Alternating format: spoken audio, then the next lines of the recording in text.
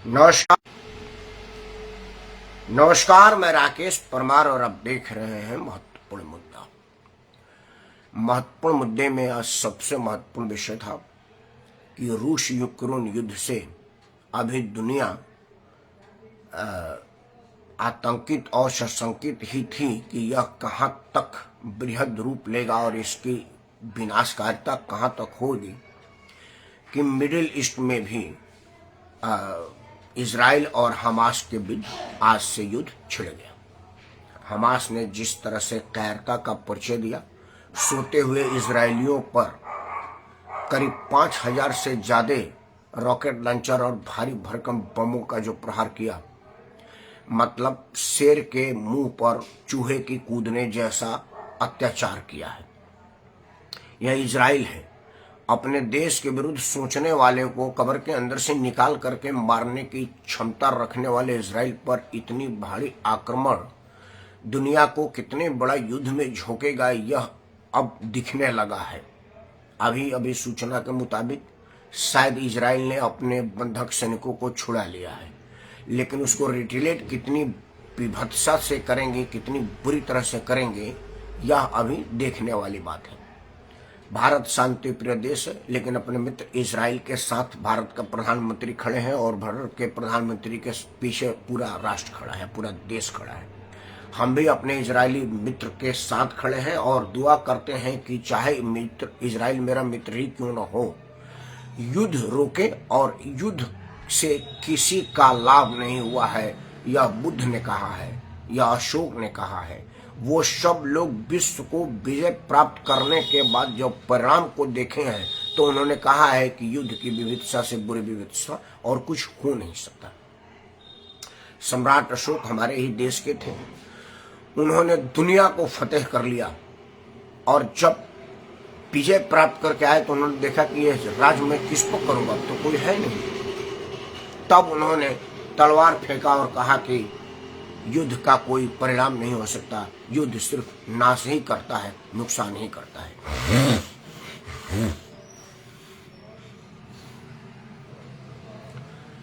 मित्रों, आज युद्ध और बुद्ध के अलग आज सत्य सनातन पर चर्चा करते हैं, क्योंकि जब चारों तरफ आपका युद्ध का बॉर्डर मंडरा रहा हो तो सनातन धर्म ही एक ऐसा धर्म है जो इस सब को रास्ता दिखाएगा।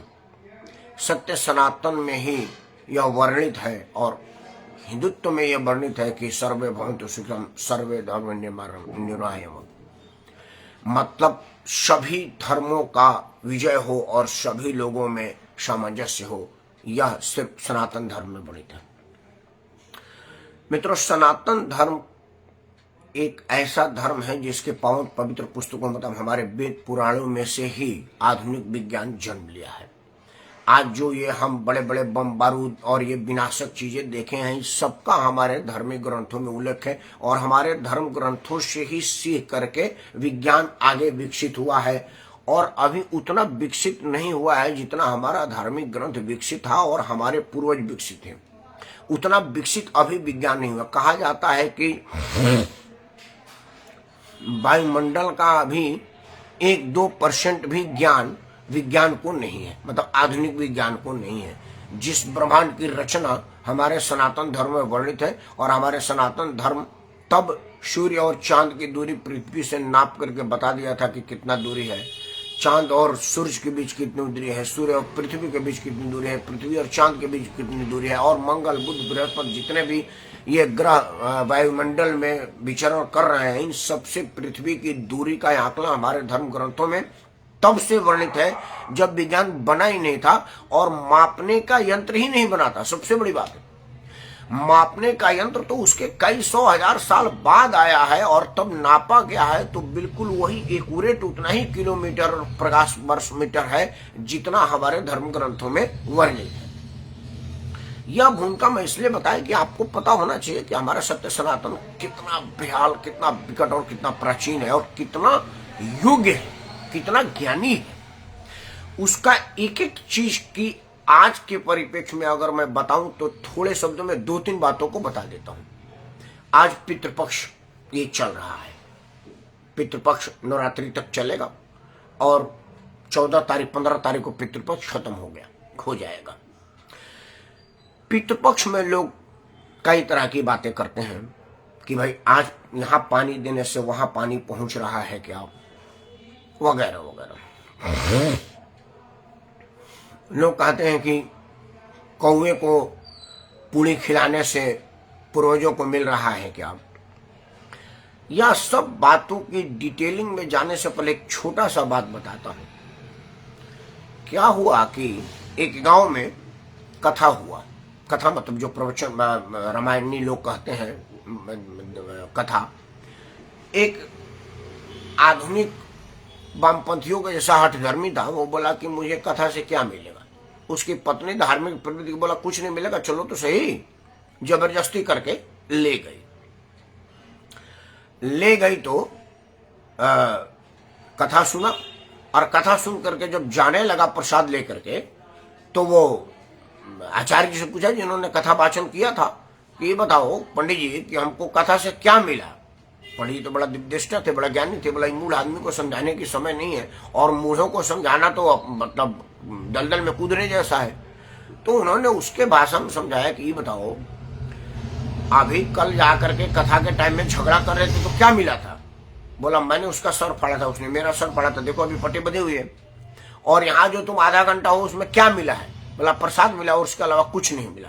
बोला यही कम है क्या कि तुम्हारा सर नहीं फटा और खाने के लिए बतासा मिला हुआ है, तुम्हारे लिए इतना ही काफी हो। बोला हाँ यार ये तो बात पंडित जी आपने ठीक कहा, यहाँ पर कोई सर फोड़ने की बात नहीं किया और सर भी मेरा नहीं फूटा, सर भी सलामत है और बतासा भी मिला है, 2 और दीजिएगा। पंडित जी का 2 बतासा इसको और दो भाई, क्योंकि वो बतासे के लिए आया हुआ था और उसका बतासा ही उसका सबसे बड़ा पारितोषिक था।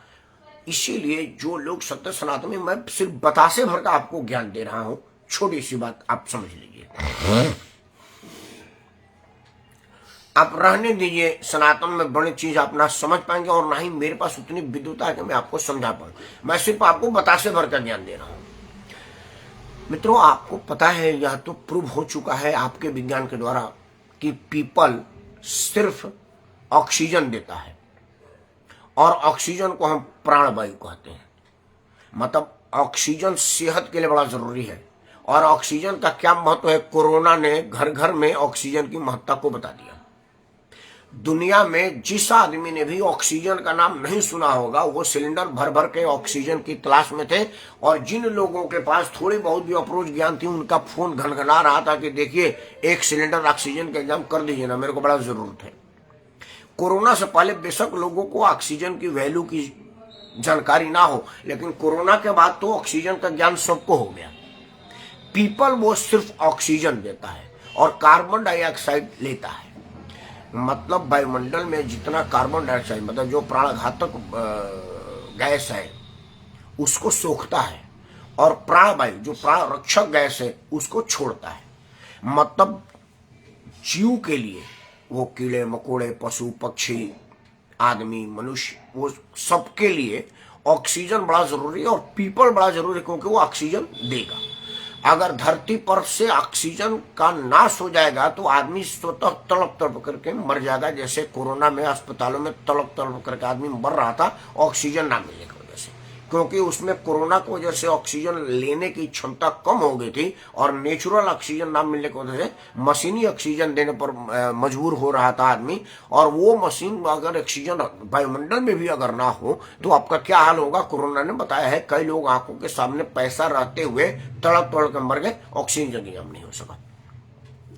तो पीपल का पेड़ धरती पर कितना जरूरी है इंसान के लिए, यह बात हमारे पूर्वजों ने पहले ही जान लिया था।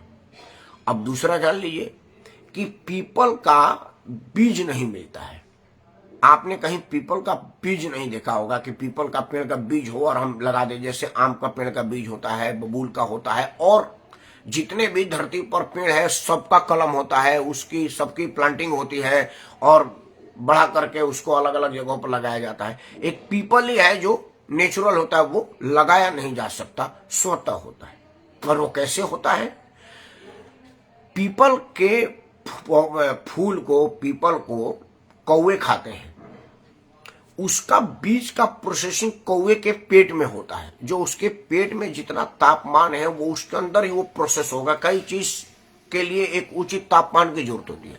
जैसे अंडा में से मुर्गी निकलने के लिए उचित तापमान की जरूरत होती है, इसीलिए अंडे को के ऊपर मुर्गी बैठ करके उसको गरमाए रहती है। अगर अंडे को फ्रिज में रख दिया जाए तो उसमें मुर्गा बच्चे का जन्म नहीं हो सकता, बच्चे का डेवलपमेंट नहीं हो सकता। वो अंडा अंडा ही रह जाएगा, वो सफेद और पीला चोची उसमें से निकलता है। लेकिन जब मुर्गी के शरीर की तापमान उस अंडे को मिलती है तब जाकर उसमें से चूजे निकलते हैं और वो फिर नया अंडा देते हैं। यही मुर्गी के बढ़ने का तरीका है। उसी तरह से कौवे के पेट में जितना टेम्परेचर है और उसके पेट में जो और भी रासायनिक चीज है उससे प्रोसेसिंग होता है। और कौवे जा करके जगह जगह बीट करते हैं और जहां जहां वो बीट करते हैं उनके पेट में से वो बीज निकलता है और पीपल का पेड़ सोता वहां बन करके वो बड़ा होता है और तैयार होता है। उसमें से कई कट जाता है, कई बढ़ जाता है और एक आध बच जाता है, जो ये धरती पर पीपल हुआ है। अब आप सिर्फ बतासे भर का ज्ञान लीजिए, बहुत गुड़ ज्ञान मत लीजिए, क्योंकि ना तो मैं समझा पाऊंगा ना आप समझ पाएंगे। तो अगर कौवे अंडा बीट करेंगे, अगर स्वस्थ रहेंगे तब।